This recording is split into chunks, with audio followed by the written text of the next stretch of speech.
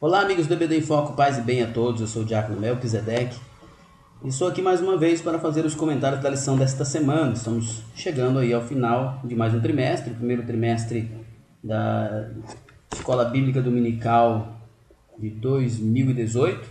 Nós encerramos aqui na lição 12 da revista de jovens da editora CPAD.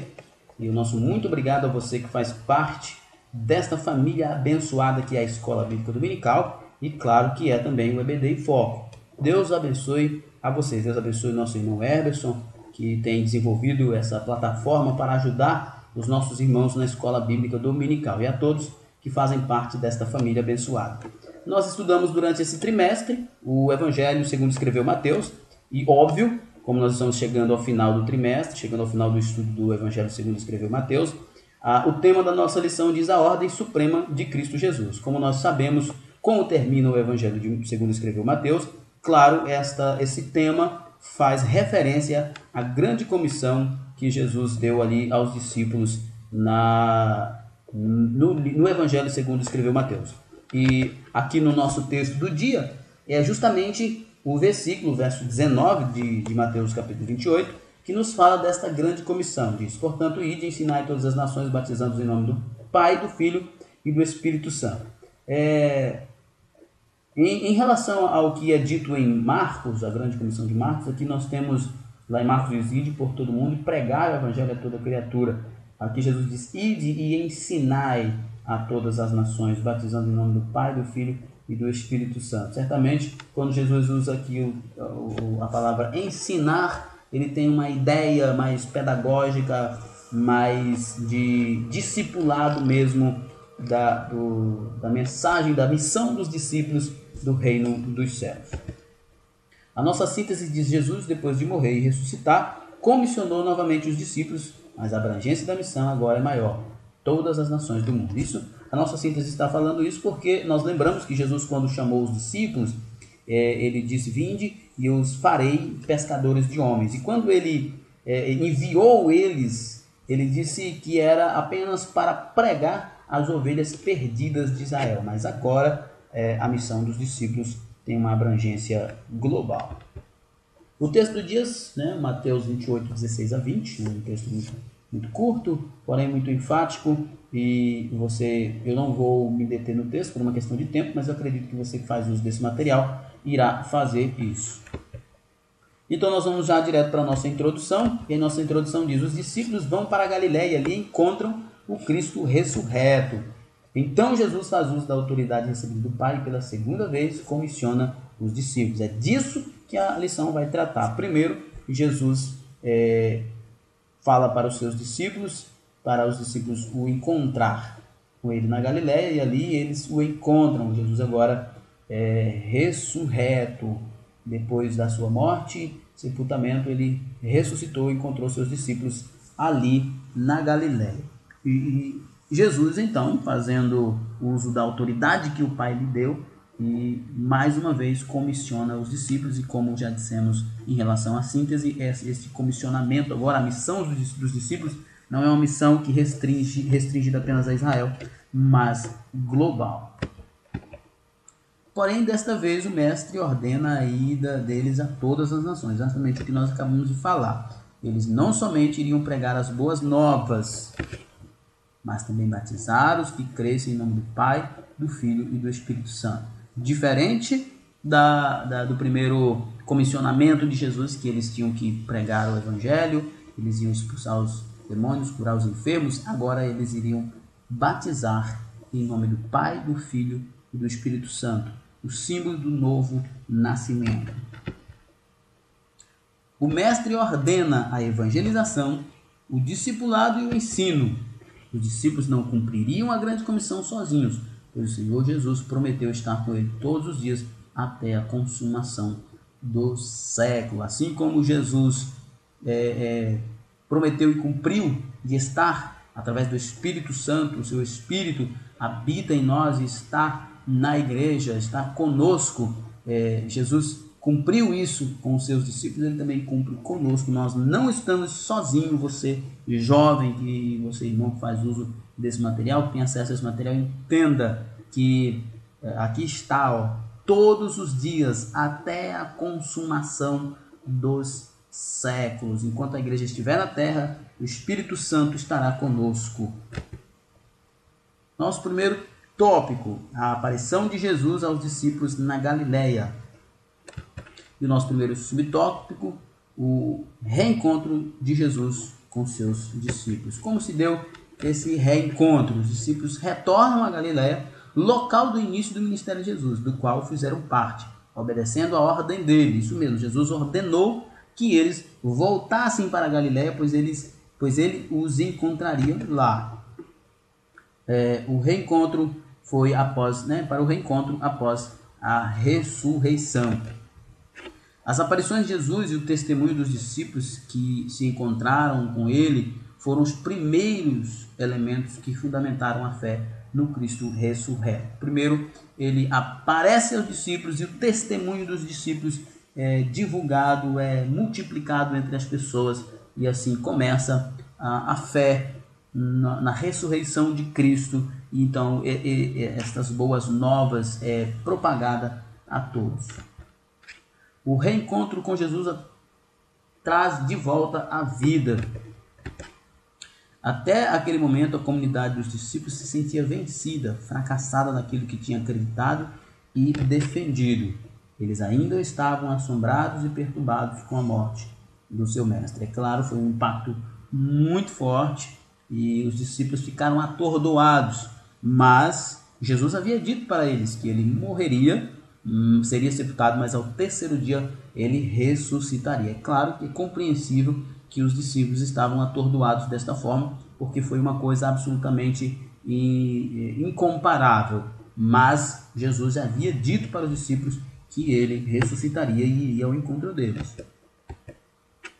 A expectativa messiânica com os feitos e autoridades do ensino de Jesus foram frustradas. Pelo menos é o que pensavam os discípulos, é o que pensavam os líderes religiosos. Mas na verdade Jesus havia ressuscitado, estava indo ao encontro dos discípulos para dar a eles a missão mais importante das suas vidas. A crucificação e a morte de Jesus abalaram a fé dos seus discípulos.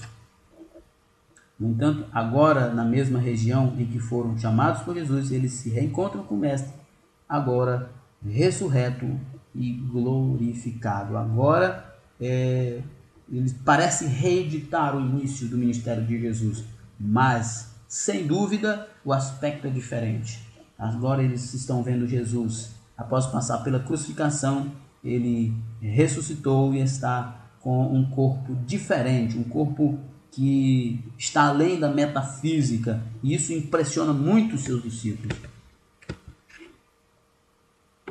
Paulo afirma que certa vez Jesus foi visto por mais de 500 irmãos. Era o clímax das aparições justamente na Galileia, onde havia vários convertidos que o adoraram. Agora os discípulos estavam prontos para receber a nova ordem suprema de Jesus. Como nós já dissemos, esta ordem é uma ordem superior, porque a primeira ordem foi de evangelizar Israel, as ovelhas perdidas de Israel, mas agora era para evangelizar todo mundo. Jesus anuncia a autoridade recebida do Pai. Jesus faz uma revelação: é-me dado todo o poder no céu e na terra. Mateus 28 e 18.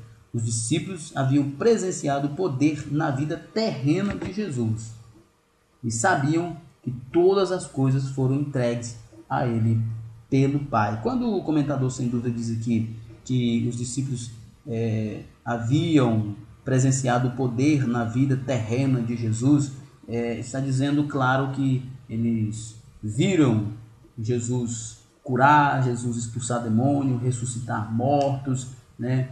E sabiam que todas as coisas foram entregues a ele pelo Pai, no sentido de que a missão de Cristo havia concluído e que aquela glória que ele tinha antes de encarnar agora está novamente com ele. Anteriormente, naquela mesma região, eles haviam recebido de Jesus autoridade para pregar, expulsar os espíritos imundos, curar as enfermidades e todo o mal. Durante a tentação de Jesus no deserto pelo diabo, uma das ofertas do inimigo foram os reinos do mundo e a glória deles. Mas agora, depois de cumprir sua missão pela morte de cruz, ele recebe toda a autoridade do próprio Pai, como filho amado que honrava com a sua fidelidade. Eis que uma voz dos céus dizia: este é meu filho amado, em quem me comprazo. Jesus era o Filho de Deus, e ele, por um tempo, como diz o apóstolo Paulo, como diz o escritor aos Hebreus, por um tempo ele foi feito menor do que os anjos. Por um tempo ele esvaziou-se da sua glória, humilhou-se, tornou-se homem, tornou-se um servo, mas após cumprir a sua missão na cruz, ele recebe de volta toda aquela glória. Ele mesmo fala isso em João capítulo 17, e ele recebe de volta toda aquela glória que ele já tinha quando ele estava com o Pai no céu. Mateus não registra o evento da ascensão, mas nessa frase da autoridade recebida por Jesus está implícita a autoridade de quem está sentado à direita do trono do Pai. Símbolo do poder e autoridade no céu e na terra. Está à direita de Deus, tem toda a confiança do Pai, tem todo o poder que o Pai deu a ele. Jesus ordena que se façam discípulos, fazer discípulos em todas as nações. Jesus comissiona seus discípulos para uma nova missão, diferente da primeira, que era restrita aos judeus. Nós podemos ver isso em Mateus 10, verso 6, que diz: mas ide antes as ovelhas perdidas da casa de Israel. Agora eles deveriam fazer discípulos em todas as nações.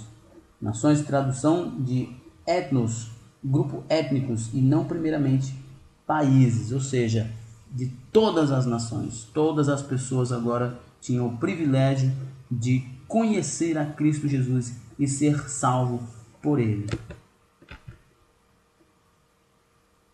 Segundo o dicionário Houses, etnia é a coletividade de indivíduos que se diferenciam por sua especificidade sociocultural, refletida principalmente na língua, religião e maneiras de agir.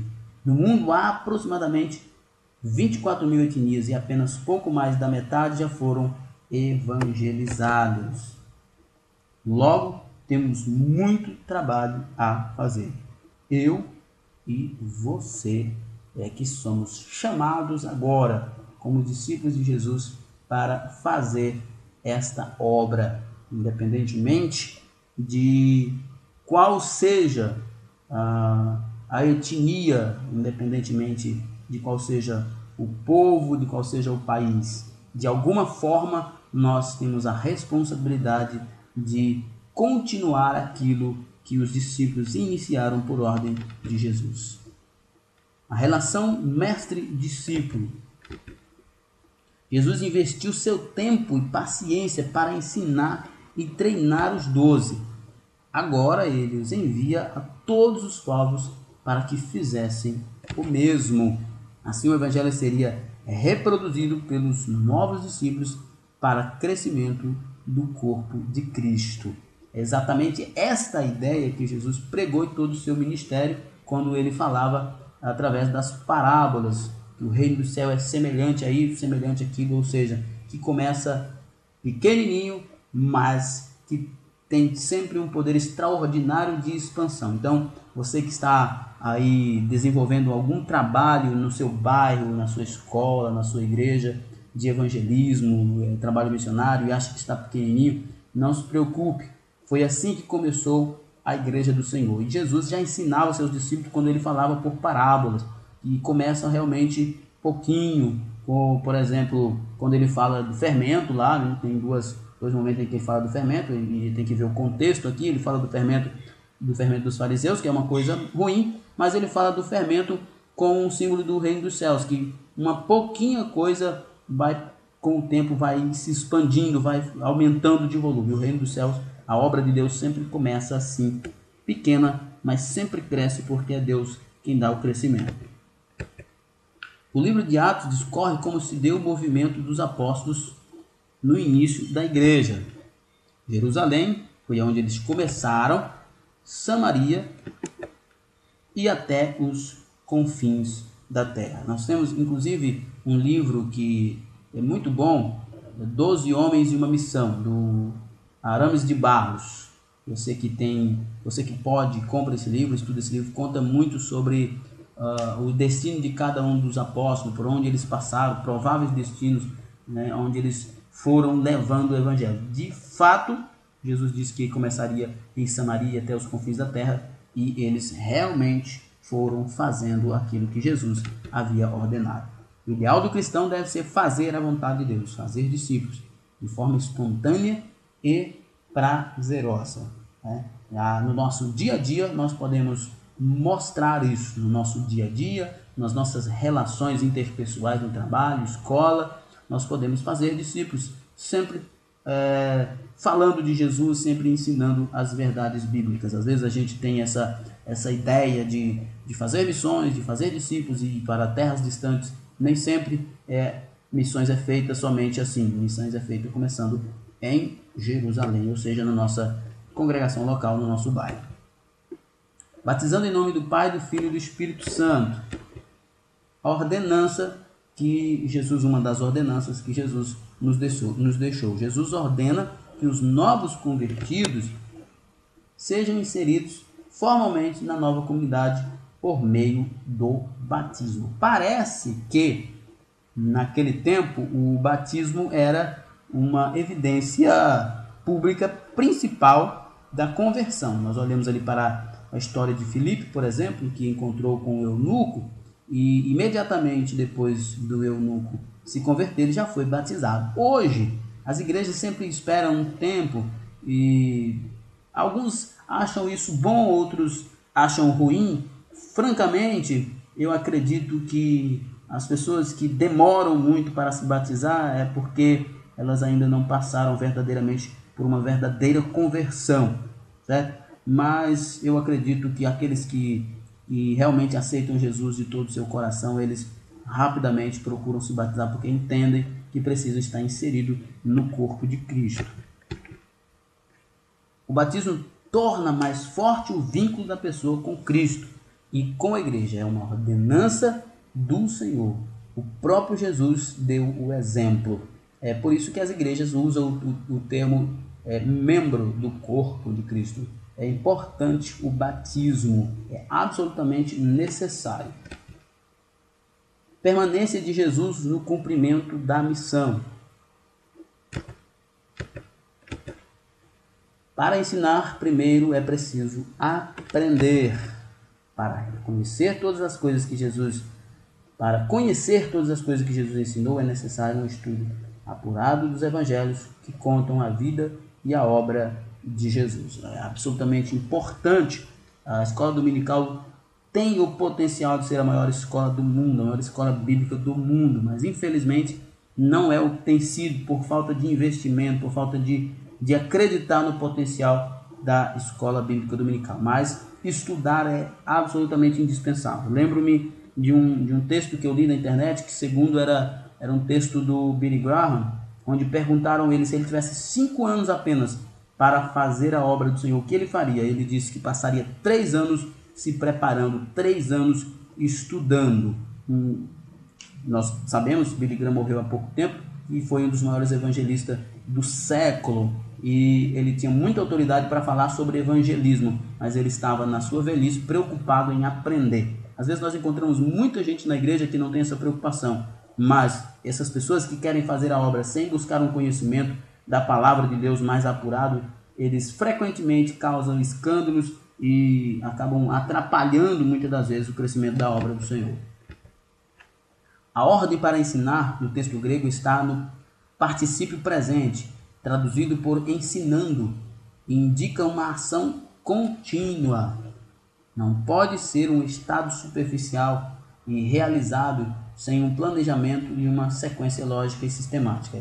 Dizem que ensinamento não tem fim, né? Ele tem que durar sempre. E aprendizado é quando a pessoa está praticando aquilo que aprendeu. Não é apenas participar de uma escola dominical esporadicamente, mas o verdadeiro ensino, o verdadeiro aprendizado, melhor dizendo, é quando a pessoa que estava estudando começa a praticar, colocar em prática aquilo que aprendeu. O ensino deve ser contínuo e envolver a mente e a vontade do crente, produzindo mudança de comportamento e um desenvolvimento espiritual maduro e saudável. É muito importante isso aqui que o nosso comentador está dizendo. O ensino deve ser contínuo e envolver a mente e a vontade do crente. A gente sabe que existe, inclusive eu vi nas redes sociais outro dia, uma frase que alguém postou dizendo assim, que fazer curso teológico e estudar teologia é para os fracos, os fortes buscam encher do Espírito Santo. Eu acho uma idiotice sem tamanho. A pessoa que postou aquilo, que provavelmente acredita naquilo, não faz ideia do que é estudar a Bíblia. É um grande idiota. Então, é importantíssimo quando o comentador diz aqui que o ensino deve ser contínuo e envolver a mente e a vontade do crente. Isso é absolutamente, não podemos trabalhar a nossa crença apenas na emoção e também não apenas no intelecto, mas precisamos pautar o ensino da palavra de Deus, desenvolver a nossa espiritualidade, desenvolver a nossa salvação, tanto no aspecto do intelecto quanto no aspecto da vontade, da emoção. Falso ensino e hipocrisia religiosa. Nos diálogos entre Jesus e os líderes religiosos judaicos, o mestre, por várias vezes, combateu a falsa religiosidade e a hipocrisia. A falsa religiosidade é sempre quando alguém tira o texto do seu contexto, quando ele quer fazer interpretações ou aplicações do texto para poder dar legalidade aos seus desejos pessoais. Aí começa os falsos ensinos, os ensinos para poder agradar pessoas. A palavra de Deus absolutamente deve ser a nossa única regra de fé e prática e jamais ser substituída por nenhuma opinião. Eu fico muito triste quando eu vejo pessoas dizendo assim, pastor fulano falou isso, pastor ciclano falou isso, irmão fulano falou isso, e nunca diz, a Bíblia falou isso. É a Bíblia que deve pautar o que nós dizemos e não o pastor fulano de tal, o irmão fulano de tal. Os líderes religiosos e os fariseus viviam uma vida de aparência. Eles se preocupavam apenas com o exterior e vendiam a imagem mentirosa de que eram homens puros e bondosos que viviam de acordo com a lei.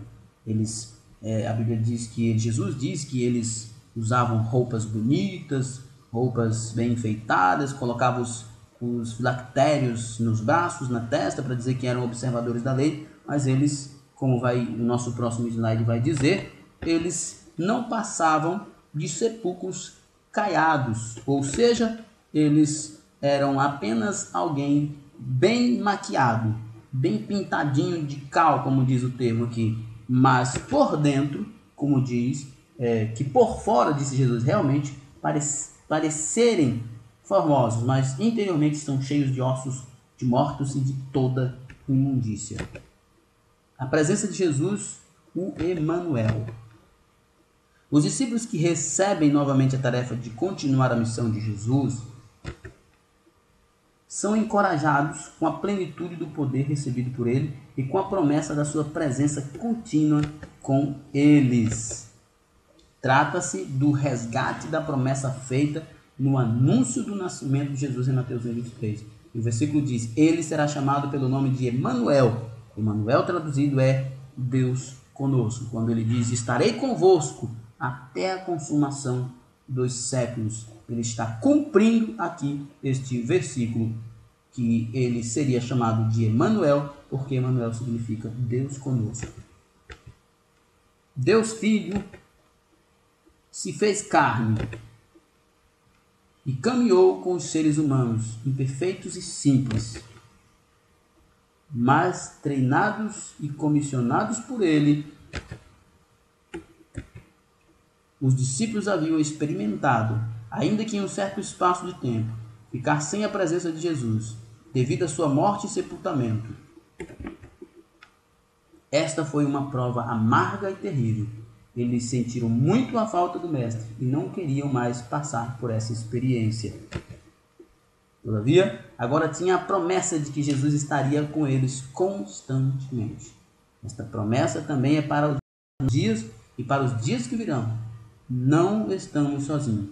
O Cristo ressurreto está conosco. Ele é o dono da obra e Ele está conosco. Sempre devemos ter esta perspectiva. A obra não é nossa e nós não fazemos a obra sozinhos, nem sem a capacitação do dono da obra, o Senhor Jesus. Nossa conclusão. Nesta lição aprendemos que no reencontro de Jesus com seus discípulos na Galiléia, ele revela ter recebido do Pai a completude do poder, ou seja, recebido de volta aquele poder que ele diz lá em João, que ele tinha com o Pai antes de encarnar. Aprendemos também que Jesus ordenou fazer discípulos de todas as nações, e batizando em nome do Pai, do Filho e do Espírito Santo. Mas os discípulos não estariam sozinhos, pois Jesus prometeu estar presente onde quer que eles fossem. Na pessoa do Espírito Santo, Jesus está presente em cada um de nós no meio da sua igreja. Então, concluímos nosso estudo a respeito do Evangelho de Mateus com a grande comissão e com a promessa da presença constante de Jesus. Glória a Deus por isso. Nós temos aqui as nossas perguntas. Eu não vou me deter nas perguntas, como de costume, por uma questão de tempo, e eu acredito que você fará uso desses mecanismos para aprimorar o aprendizado do assunto da lição. Nós temos os cursos da EBD, os 4 Cs da educação, dinâmica para EBD, interpretação bíblica, gestão de tempo, estilos de aprendizagem, como usar o recurso didático, doutrina bíblica e oração. Visite o EBD em Foco e confira.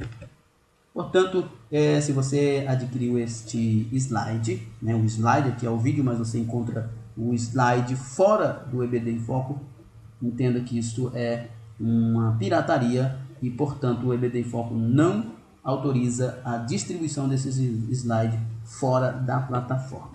ebdinfoco.com, nosso muito obrigado. Próximo trimestre está vindo aí e esperamos fazer uma parceria abençoada para crescermos na graça e no conhecimento do Senhor Jesus. Paz e bem a todos.